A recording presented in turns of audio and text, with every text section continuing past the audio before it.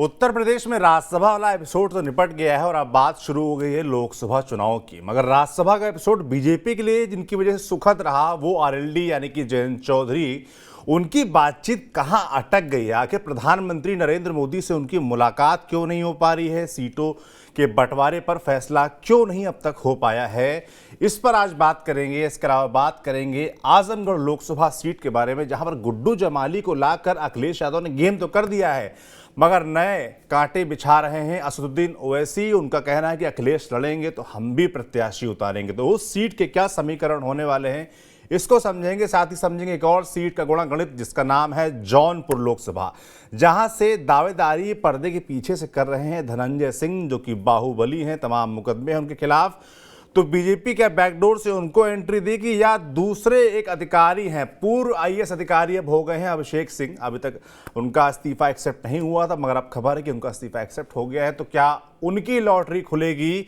इसके अलावा अखिलेश यादव सीबीआई के सामने पेश क्यों नहीं हुए? क्या वो डिमांड कर रहे हैं? क्या आरोप लगा रहे हैं? इन सभी मुद्दों पर आज विस्तार से बात करेंगे। और बात करने के लिए हमारे साथ हमारे लखनऊ से जुड़ेंगे हमारे वरिष्ठ साथी पंकज झा जी। पंकज जी, बहुत स्वागत है आपका। धन्यवाद। पंकज जी, राज्यसभा का एपिसोड तो निपट गया और आपने सब कुछ बता भी दिया, कहाँ कैसे पूरा गेम सेट हुआ, दिल्ली से लेकर लखनऊ तक की पूरी बातचीत।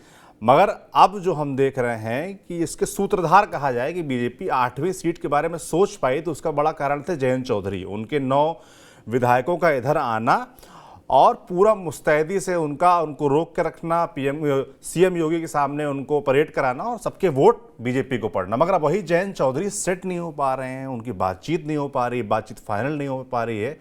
और जैसा कि आपने हमें बताया था कि प्रधानमंत्री नरेंद्र मोदी से उनकी मुलाकात नहीं हो पा रही, वो समय मांग रहे हैं। क्या चल रहा है? जयंत की बात क्यों फंसी हुई है? सोचिए ना, देखिए, बीजेपी की आज केंद्रीय चुनाव समिति की बैठक है और यूपी की कई सीटों के बारे में आज आखिरी फैसला हो जाएगा। समाजवादी पार्टी ने अपने कई उम्मीदवारों का ऐलान कर दिया और यही हाल कांग्रेस का भी है। जयंत चौधरी सबसे नए नवेले एनडीए के पार्टनर बने। करीब 20 दिन पहले ये तय हो गया था कि उनका बीजेपी के साथ हो गया है और ये लंबा साथ चलेगा। जयंत चौधरी ने खुद इस बात की घोषणा कर दी है, लेकिन आधिकारिक तौर से भी तो घोषणा होनी चाहिए। जैसे ओम प्रकाश राजभर आए थे एनडीए की तरफ, तो आपने अमित शाह के साथ उनकी तस्वीर देखी थी, फिर उन्होंने इस बात की जानकारी दी सार्वजनिक रूप से, अमित शाह ने भी इस बात की सार्वजनिक जानकारी दी, बीजेपी की तरफ से कहा गया। ऐसा कुछ आपने जयंत चौधरी के साथ देखा है क्या? बिल्कुल नहीं। और जब सभी क्षेत्र जो एनडीए के अलायंस पार्टनर के नेता यहाँ राज्यसभा के चुनाव के समय साथ में थे, चाहे वो संजय निषाद हो या फिर ओम प्रकाश राजभर या फिर आशीष पटेल, आपने जयंत चौधरी को भी नहीं देखा। उनके सारे विधायक एक साथ रहे। उन्होंने पहली अग्नि परीक्षा पास कर ली है, जिस परीक्षा में ओम प्रकाश राजभर भले ही फेल हो गए, उनके 9 विधायक, जिसमें कि खासतौर से 2 मुस्लिम विधायक भी हैं, वो सब साथ हो गया। मीडिया में, सोशल मीडिया में इस तरह की खबरें आई कि आरएलडी जब आएगी एनडीए में तो उसको लोकसभा की 2 सीटें मिलेंगी, एक बिजनौर और एक बागपत। ये भी था कि मुजफ्फरनगर पर भी बात हो सकती है, लेकिन मुजफ्फरनगर पर बात होगी तो कैसे होगी, क्योंकि बीजेपी के जो सबसे बड़े जाट नेता है, कम से कम यूपी की बात करें तो मुजफ्फरनगर से संजीव बालियान है। उन्होंने 2019 में भी चौधरी अजीत सिंह को हराया था, तो वो बात आई गई होगी। अब तो ये मामला सुनने में आ रहा है कि बिजनौर का सीट में फंस गया है। बिजनौर मांग रहे थे, पहले कहा जा रहा था मलूक नागर जो बीएसपी के सांसद हैं, वो जयंत चौधरी से जाकर आरएलडी के ऑफिस दिल्ली में मिल भी लिए, लेकिन अभी तक इस बात की गारंटी नहीं मिली है कि बिजनौर आरएलडी को मिलेगा कि नहीं मिलेगा। आरएलडी के दूसरे नेता है मीरापुर, मुजफ्फरनगर में पड़ता है, वहां से विधायक हैं, आपको नाम बताऊं, चंदन चौहान। चंदन चौहान भी चाहते हैं वहां से चुनाव लड़ने। इनके पिता संजय चौहान, वो भी बिजनौर से सांसद रहे। मुजफ्फरनगर जिले की 2 विधानसभा सीटें, खासतौर से वो जहां याद होगा जब मुजफ्फरनगर में दंगे हुए थे, वो कवाल गांव था, वो कवाल गांव भी बिजनौर में ही पड़ता है लोकसभा क्षेत्र में। अभी तक ना तो जयंत चौधरी की आपने अमित शाह के साथ मुलाकात की तस्वीर देखी होगी, ना उनकी प्रधानमंत्री से मुलाकात हो पाई है, ना अभी तक आधिकारिक घोषणा हो पाई है कि एनडीए में उनकी एंट्री हो गई है और ये सब चीजें तय हो गई है। प्रधानमंत्री से वो मिलना चाह रहे हैं, लेकिन अभी तक तारीख नहीं मिल रही है। और ये सब तब होगा जब सारी चीजें तय हो जाएंगी कि भाई, जैसा कहा जा रहा था कि मंत्रिमंडल में उनके 1 या 2 लोगों को योगी मंत्रिमंडल में जगह मिलेगी, इस पर भी फैसला होना है। क्या आने वाले दिनों में उनको, अगर लोकसभा के चुनाव हो रहे हैं 2024 में, तो लोकसभा की कितनी सीटें मिलेंगी? उधर से वो कह रहे हैं कि हमको 3 चाहिए। बीजेपी की तरफ से कुछ भी नहीं कहा गया है। सोर्सेज यानी सूत्रों के हवाले से मुजफ्फरनगर और, अब माफ कीजिएगा, बागपत और बिजनौर की बातें आ रही है। तो जब तक ये तय नहीं हो जाता है। और अब तो नई बात सामने सुनने को मिल रही है मुझे कि अगले महीने जो विधान परिषद के चुनाव होने हैं जी। उसमें भी कहा जा रहा है कि जयंत चौधरी एक और अग्नि परीक्षा दे दें, तब उनको इनाम के तौर पर एनडीए में एंट्री मिलेगी। अब एक तरीके से वो अखिलेश यादव का साथ छोड़ चुके हैं, एनडीए में आने की खुद घोषणा कर चुके हैं जयंत चौधरी। अब जाए तो कहां जाए, अधर में फंसे हुए हैं। ये बात सही है कि वो एनडीए में आएंगे, लेकिन क्या मिलेगा ये जब चीजें तय होंगी तभी इस बात की घोषणा होगी। तब तक प्रधानमंत्री से उन्हें वक्त नहीं मिल पाया है उनसे मुलाकात का, इसीलिए मामला फंसा हुआ है और आरएलडी के नेता बेचैन हो रहे हैं। थोड़ी जल्दबाजी हो गई क्या पंकज जी इस बार जयंत चौधरी की तरफ से? उन्होंने भारत रत्न मिलने के बाद ऐलान तुरंत कर दिया सोशल मीडिया पर, मीडिया के सामने हंसते मुस्कुराते मंद मंद बाइट दे दी और ऑफिशियल ऐलान तब से इंतजार ही कर रहे हैं। थोड़ा जल्दबाजी कर गए क्या जयंत? देखिए, कर्पूरी ठाकुर को भारत रत्न देने का ऐलान हुआ, उसके बाद जो होना था बिहार में सब कुछ हो गया। वहां नीतीश कुमार रहे और वहां बीजेपी एनडीए में एंट्री हो गई जेडीयू की। लेकिन यहाँ ये सब कुछ हुआ नहीं है। मतलब एक तरीके से जयंत चौधरी ने मन ही मन मान लिया कि मैं एनडीए में हूं, लेकिन कम से कम बीजेपी वाले भी तो कहें, अग्नि परीक्षा भी ले चुके हैं, पर मिलेगा क्या? वहां तो मिल गया, नीतीश जी सीएम रहे, 2 डिप्टी सीएम बीजेपी के लग गए, सब कुछ तय हो गया, विधानसभा अध्यक्ष, विधानसभा उपाध्यक्ष, सब कुछ तय हो गया। यहाँ ऐसा नहीं लग रहा। मुझे लग रहा है कि कहीं पेच फंसा है लोकसभा के सीटों को लेकर। वो एक बार चीजें तय होंगी तभी प्रधानमंत्री नरेंद्र मोदी से जयंत चौधरी की मुलाकात होगी और फिर सबके सामने होगा कि हाँ, उनकी अब एंट्री एनडीए में आधिकारिक रूप से हो गई। बिल्कुल। अब दो खबरें जो अखिलेश यादव से जुड़ी हैं उन पर बात कर लेते हैं पंकज जी। पहली खबर आजमगढ़ को लेकर है, जहां पर उन्होंने कल गुड्डू जमाली को लेकर आए तो तमाम राजनीतिक पंडित कहने लगे कि अब सीट क्लियर है। मगर उसी बीच अब बयान आ गया है असदुद्दीन ओवैसी का कि एआईएमआईएम का प्रत्याशी वहां से चुनावी मैदान में उतरेगा। तो क्या गणित अब देखी जा रही है उस सीट को लेकर? देखिए, लोकल पॉलिटिक्स में ना एक दूसरे के बीच बहुत झगड़े होते हैं। मतलब ऐसा होता है कि जब कोई चुनाव लड़ने के लिए उम्मीदवार जाता है, मान लीजिए हम और आप एक ही मोहल्ले में, सड़क के इस पार मेरा घर है, सड़क के उस पार आपका घर है, वो उम्मीदवार अगर मेरे यहाँ के चाय पी लेता है तो आप उससे मन ही मन झगड़ा मान लेते हैं, उसको वोट नहीं करते। इस तरह का खेल होता है। अब अखिलेश यादव आजमगढ़ को लेकर इसी लड़ाई में फंस गए। गुड्डू जमाली, जिनकी वजह से उनके चचेरे भाई धर्मेंद्र यादव 2019 में लोकसभा का उपचुनाव, माफ करिएगा, 2019 में तो अखिलेश यादव जीते थे, उसके बाद जो उपचुनाव हुआ उसमें धर्मेंद्र हार गए थे। उसकी वजह बने थे सिर्फ और सिर्फ गुड्डू जमाली और शाह आलम। वो बीएसपी से लड़ गए, उन्होंने खेल खराब कर दिया समाजवादी पार्टी का। अखिलेश ने उस सीट को सेफ बनाने के लिए गुड्डू जमाली को तो बुला लिया, एक आए लेकिन कई नाराज हो गए। उसमें से एक आदिल शेख है। आदिल शेख दीदारगंज से समाजवादी पार्टी के विधायक रहे, पिछली बार उनको टिकट नहीं मिला। और इनके चाचा जो है वो ऐसे व्यक्ति थे, बड़ा इनका कारोबार है बॉम्बे पेंट्स के नाम से। जब मुलायम सिंह यादव ने समाजवादी पार्टी की स्थापना की थी उस वक्त इस परिवार ने उनको 1 करोड़ रुपए दिए थे। सोचिए कब की बात है ये, 1992 की हम बात कर रहे हैं, तब की। ये परिवार पुराना समाजवादी परिवार रहा है। वो नाराज हो गए। नाराज उनकी इस वजह से कि गुड्डू जमाली को अखिलेश जी आपने लाया तो लाया, उनका बहुत सम्मान किया, चलिए ठीक है, उनको आपने एमएलसी भी बनवा रहे हैं और हमारे लिए टिकट भी नहीं दिया और हमारा मान सम्मान भी नहीं रहे। इसमें तीसरा पेच एक और है, आजमगढ़ के रहने वाले जिनका कनेक्शन मुंबई से है, अबू आसिम आजमी, आप जानते होंगे, जो वहां से विधायक भी है, समाजवादी पार्टी के पुराने चेहरे रहे, आजकल थोड़े नाराज चल रहे हैं, दुबई में ज्यादा रहते हैं। और उनके दामाद के भाई है चचेरे आदिल शेख। ये कहा जा रहा है कि ये लोग समाजवादी पार्टी छोड़ सकते हैं गुड्डू जमाली के आने के बाद। और असदुद्दीन ओवैसी की पार्टी में भी गुड्डू जमाली रहे हैं। असदुद्दीन ओवैसी और अखिलेश यादव के बीच 36 के आंकड़े रहे हैं। आपको बताऊं कि जब 2012 से 17 तक अखिलेश यादव मुख्यमंत्री थे तो एक भी सभा की परमिशन नहीं दी ओवैसी की, जब वो यूपी में आना चाहते थे।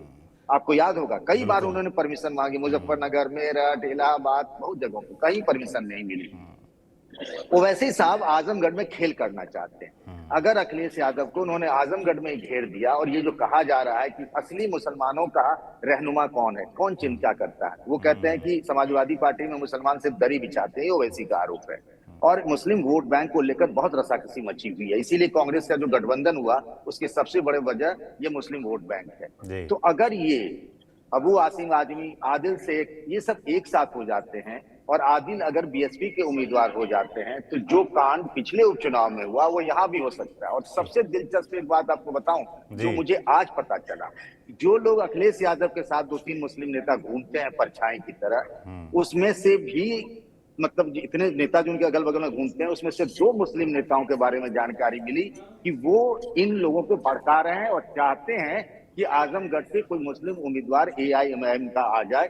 यानी जी इसमें घर के लोग भी भेदी बने हुए हैं। वो गुड्डू जमाली से हिसाब चुकता करने के बदले में अखिलेश यादव का ही कांड करने की तैयारी में लगे हुए हैं। ये बड़ी बताइए। इंटरेस्टिंग बात है। अब अखिलेश यादव को इस बात का इल्म है या नहीं है, मैं नाम नहीं लूंगा। उनकी कई तस्वीरें अखिलेश यादव के साथ मैंने देखी है। वो जी हेलीकॉप्टर में जाते हैं, बाहर जाते हैं, तब भी वो नेता जो है उनके साथ खड़े दिखते हैं। और उनकी बात को मैंने स्पीकर फोन पे सुना है बात करते हुए। वो चाहते हैं कि एमआईएम से वहां चुनाव कोई लड़े।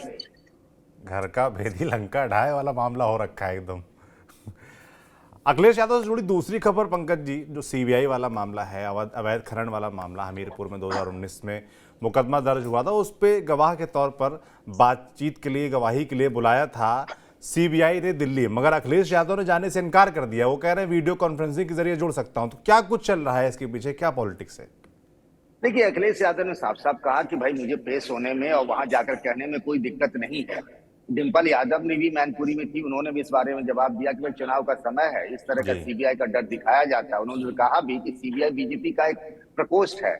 और हम चूंकि आज वहां पे ना जो फ्रंटल ऑर्गेनाइजेशन है यूथ के, उन सबकी बैठक पहले से बुलाई गई थी समाजवादी पार्टी ऑफिस में। और ये बात सच है। इस मामले को लेकर कोई अखिलेश यादव राजनीतिक बहानेबाजी नहीं कर रहे हैं। जी उस बैठक में सवेरे 11 बजे से है। अभी कुछ देर पहले हम लोग उनके पास गए थे, बातचीत भी कर रहे थे।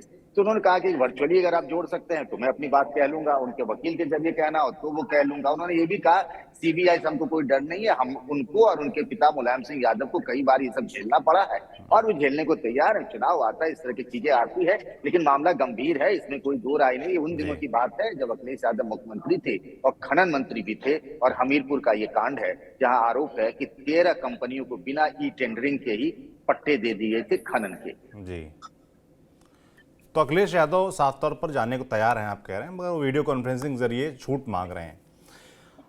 बढ़ते एक और सीट की तरफ, आजमगढ़ की हमने बात की, जौनपुर लोकसभा के पंकज जी बात करते हैं, जहां पर बड़ा इंटरेस्टिंग खेमेबाजी चल रही है और समझ में नहीं आ रहा कि कौन बाजी मारेगा। जो पर्दे के पीछे बीजेपी के सपोर्ट से, या आप कह लें कि अघोषित सपोर्ट से चुनाव लड़ सकते हैं, ऐसा कहा जा रहा है, वहां पर हवा में चल रहा है। और धनंजय सिंह का नाम बाहुबली रहे हैं, बड़े तमाम मुकदमे हैं उनके खिलाफ, मगर उस सीट पर उनका जोर चलता है, ऐसा कहा जाता है, ऐसा दावा किया जाता है। और दूसरा बड़ा नाम चर्चा में जो इस वक्त बना हुआ है वो है पूर्व आईएएस अब हो गए हैं अभिषेक सिंह का, जो लगातार वहां पर एक्टिव हैं, अयोध्या के लिए बसें चला रहे हैं। तो क्या कुछ गणित चल रहा है इस सीट पर जौनपुर लोकसभा को लेकर?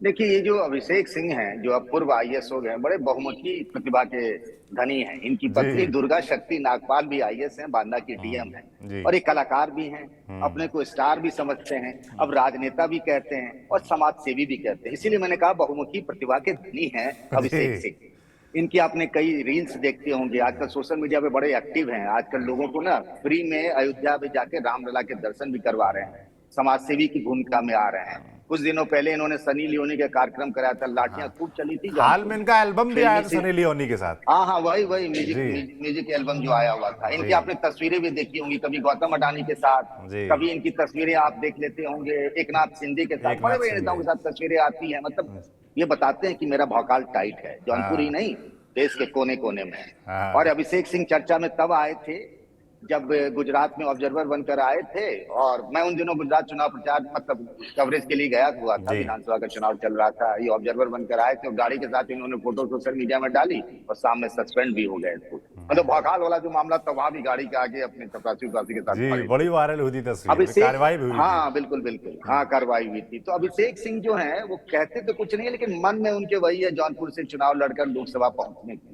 अब उन्होंने कई सारे सूत्र लगा रखे हैं, मतलब उसको कहते नहीं जुगाड़। उस हाँ जुगाड़ में जैसे एकनाथ शिंदे का नाम लिया, बिजनेस घराना भी है, 2-3 संघ के बड़े लोग भी हैं जिनके यहाँ इनका उठना बैठना भी है। अच्छा यूपी के भी कुछ बड़े नेताओं के यहाँ वो पेश हो रहे हैं, गलबैया कर रहे हैं कि कहीं से टिकट मिल जाए, मैं यूथ हूँ। और चूंकि कई आईएएस अफसर, ओपी चौधरी आपने देखा छत्तीसगढ़ जी में, बहुत सारे लोग आ रहे हैं, तो अभिषेक सिंह ही क्यों ना आ जाए भाई। तो आजकल पूरा माहौल बनाए हुए हैं जौनपुर में और सबको खतरा लग रहा है, क्या पता कौन से कनेक्शन से टिकट ले आए। और जानते हैं जी बीजेपी में किसको टिकट मिल जाए, कहा नहीं जा सकता। दूसरे धनंजय सिंह, ये लड़ाके हैं, हर चुनाव में लड़ते हैं। विधानसभा आता है तो लड़ लेते हैं, लोकसभा आता है तो लड़ लेते हैं, कोई पार्टी मिल जाए तो लड़ लेते हैं, ना पार्टी मिले निर्दलीय ही लड़ लेते हैं। जी। हालांकि अब इनके खिलाफ मुकदमे बहुत कम हो गए, कानूनी रूप से बहुत स्मार्ट आदमी है ये। एक ही मुकदमा बचा है, बाहुबली है ये। हाँ। हालांकि बाहुबली कहने पे इनको आपत्ति होती है, आजकल नोटिस वोटिस भी भेज देते हैं। अच्छा। कई संस्थानों को, मीडिया संस्थानों को इन्होंने नोटिस भेज दिया है जब इनको बाहुबली कहा जाता है। ये तकनीकी रूप आपके से तो भी बात जेडीयू मुलाकात के, होती रहती है उनसे, आपको नहीं जी भेजेंगे। हाँ, बिल्कुल बिल्कुल बिल्कुल। जेडीयू के राष्ट्रीय महासचिव हैं। इनको लगा कि पहले जेडीयू तो भाई इंडिया में था, तो वहां से अगर अखिलेश यादव सीट छोड़ देंगे तो वहां से लड़ लेंगे। अब जेडीयू ही पलट के एनडीए में आ गई, तो उनको जी। लगता है जैसे जैसे समाजवादी पार्टी के साथ हुआ कि खजुराहो की सीट मिल गई मध्य प्रदेश में, तो उनको हाँ। लगता है कि जेडीयू को कुछ सीटें बिहार में गठबंधन में मिलेंगी, अगर एक सीट मिल गई तो मैं एनडीए से लड़ लूंगा। नहीं तो उसके विकल्प के तौर पर भी वो काम कर रहे हैं। अच्छा। कई कई पार्टियों में, क्षेत्रीय पार्टियों के संपर्क में। ये बात सच है कि बुरे हाल में भी धनंजय सिंह के पास 1 लाख से 1.5 लाख का वोट है, लेकिन उनको टॉप अप करना पड़ेगा। उनको अगर कोई बेस मिलेगा तभी वो सांसद बन सकते हैं। एक बार वो सांसद बने, आप जानते ही हैं, जी। बीएसपी से सांसद बने थे, तब से वो कई चुनाव लड़ लिए, लेकिन किस्मत ने उनका साथ नहीं दिया। तो बहुत सारी जगहों पे अरेंजमेंट में, मैनेजमेंट में जो आप धनंजय ऑप्शन कह सिंह रहे हैं लगे हुए। पंकज जी, उसमें क्या समाजवादी पार्टी भी है ऑप्शन के तौर पे? बातचीत क्यों वहां भी नहीं है? है? किसी विकल्प को खाली नहीं कर सकता। उनके रिश्ते हर पार्टी में भी है, बीएसपी जी। में भी है उनके रिश्ते। जी। ये जो क्षेत्रीय एनडीए के जो सहयोगी दल है ना यूपी में, उनमें भी सभी पार्टियों से उनके अच्छे रिश्ते हैं। उनको सिर्फ चाहिए एक झंडा बैनर, हाँ। निर्दलीय वाला नहीं, कोई ठीक ठाक पार्टी का टॉप अप हो जाएगा ना, इतना जी। तो अपना है, इसमें से और मिल गया तो काम निकल जाएगा। समाजवादी पार्टी के साथ भी हालत बहुत दूसरी है। अब वहां के जो सांसद है बीएसपी के, श्याम सिंह यादव, वो अखिलेश यादव से भी मिल लिए, बीजेपी नेताओं से भी मिल लिए, सबसे मिल लिए, कोई बात नहीं बनी, तो राहुल गांधी के साथ पदयात्रा में शामिल हो गए हैं। जबकि कांग्रेस ने से जो गठबंधन हुआ उसमें ये सीट चली गई है समाजवादी पार्टी के खाते में। जी। समाजवादी पार्टी वहां पूरा 2 गुटों में बटी है। याद करिए, पारसनाथ यादव का नाम होगा आपको, मुलायम सिंह के सहयोगी रहे, सांसद भी रहे, जी। मंत्री भी रहे। वो नहीं रहे, उनकी बेटे लकी यादव है और एक और विधायक है ललई यादव, समाजवादी पार्टी। इन दोनों के बीच में ना, मतलब समझिए एकदम भारत पाकिस्तान वाला मामला चलता है। जी। अब इन दोनों में से किसी को टिकट मिल जाएगा तो दूसरा उसको निपटा देंगे। ये बात अखिलेश यादव खुद ही बोल चुके हैं और जानते भी। अब जी। तीसरा उम्मीदवार कौन सा लाएं, किसको लड़ाएं, तो समाजवादी पार्टी भी धर्म संकट में है कि उनके पास अच्छा उम्मीदवार भी तो। इसी का फायदा धनंजय भी उठाना चाहते हैं, कहीं से तो कोई मामला मिले, एक झंडा बैनर मिले तो हम चुनाव लड़ लें। बीजेपी के उम्मीदवार जो है केपी सिंह, 2014 में सांसद बने और 2019 के चुनाव में हार गए। बीजेपी के पास भी एक पोटेंशियल कैंडिडेट नहीं दिख रहा है। जी। धनंजय सिंह राजनाथ सिंह के भी करीबी माने जाते हैं। जी। तो अब क्या होता है, हालांकि पिछले चुनाव में जब चुनाव लड़ रहे थे, राजनाथ सिंह वहां उनके खिलाफ चुनाव प्रचार करने गए थे। तो बड़ा दिलचस्प हो गया है कि जौनपुर में किसके हाथ में टिकट मिलेगा, कौन कहां से लड़ेगा। अभिषेक सिंह की भी दावेदारी है, धनंजय सिंह की भी दावेदारी है, लकी की भी है, ललई की भी है, श्याम सिंह यादव की भी है, बीजेपी में भी ढेर सारे नाम है। जी। देखिए, हर सीट पर कितनी माथापच्ची है, यही उत्तर प्रदेश है और यही उत्तर प्रदेश की राजनीति है। और हम सीटों की बात कर रहे हैं, सीटों पर चर्चा आज दिल्ली में भी होने वाली है। वो चर्चा होगी भारतीय जनता पार्टी के कार्यालय में, जहां पर केंद्रीय चुनाव समिति ये तय करने वाली है। ऐसा चर्चा है कि करीब 100 सीटों की एक लिस्ट बहुत जल्द आ सकती है, जिसमें उत्तर प्रदेश की हारी हुई सीटें और तमाम जो हारी हुई सीटें हैं, साथ ही जो प्रमुख चेहरे हैं, प्रधानमंत्री नरेंद्र मोदी, गृह मंत्री अमित शाह, इनके जैसे जो बड़े चेहरे हैं उनके नाम घोषित हो सकते हैं। ज़्यादा जानकारी मुझे लगता है पंकज जी देंगे इसके बारे में। देखिए, अभी कुछ कह पाना बड़ा मुश्किल काम है। 3 सर्वे हो चुके हैं, एबीएम का एक सर्वे हुआ, 2 अलग अलग सर्वे हो चुके हैं। सर्वे की रिपोर्ट बीजेपी के पास है, पैनल बन चुका है अधिकतर सीटों का। कुछ सीटों पे नए नाम भी आ सकते हैं ज्वाइनिंग होने के बाद, जैसे मैंने कहा ना, रितेश पांडे अम्बेडकर नगर से बीएसपी के सांसद आए तो अम्बेडकर नगर से बीजेपी के उम्मीदवार हो जाएंगे। पैनल वैनल बन चुका है। आज शाम में पहले बीजेपी कोर कमेटी की बैठक होगी, फिर चुनाव समिति की बैठक होगी। जो अब तक मुझे पता चला है कि कुछ नाम जिनको लेकर कोई विवाद नहीं, उनको चुनाव लड़ना ही लड़ना है, मतलब श्योर शॉर्ट नाम जो है वो होंगे। कुछ हारी हुई सीटों से भी उम्मीदवारों के नाम पर फैसला हो सकता है। अब अनाउंसमेंट आज होगा, कल होगा, ये कहा नहीं जा सकता है। जी, इसका इंतजार रहेगा। बाकी पंकज जी कल मुझे लगता है कुछ अंदर की बातें निकाल के लाएंगे, फिर हम लोगों को बताएंगे कि क्या कुछ चर्चा हुई, कौन निपटा और किसको कैसे मिल गई। ये कहानी पंकज जी आपको सुनाएंगे, लगातार सुनाते भी रहते हैं। पंकज जी आज कॉफी पी रहे हैं, कहाँ पी रहे हैं Pankaj ji coffee coffee? P रहा है तो हाँ, अरे कॉफी ऐसे ही दोस्तों के साथ बैठे हैं, आप छोड़ेंगे तो फिर कॉफी का आनंद लिया जाएगा, वरना कॉफी ठंडी हो जाएगी। जी जी, चलिए बहुत बहुत धन्यवाद पंकज जी आपका। धन्यवाद भाई, ऐसे लगातार हमको उत्तर प्रदेश की राजनीति से जुड़े इनसाइट्स देते रहिए, हमारे दर्शकों को देते रहिए। बाकी दर्शकों का क्या ख्याल है इस पूरी बातचीत के बारे में, और आप किस बारे में उत्तर प्रदेश की राजनीति के बारे में क्या क्या और बातें सुनना चाहते हैं, किन सीट्स के बारे में जानना चाहते हैं, किन नेताओं के बारे में जानना चाहते हैं, हमें कमेंट बॉक्स में लिखकर जरूर बताएं। देखते रहिए TV9 डिजिटल। शुक्रिया।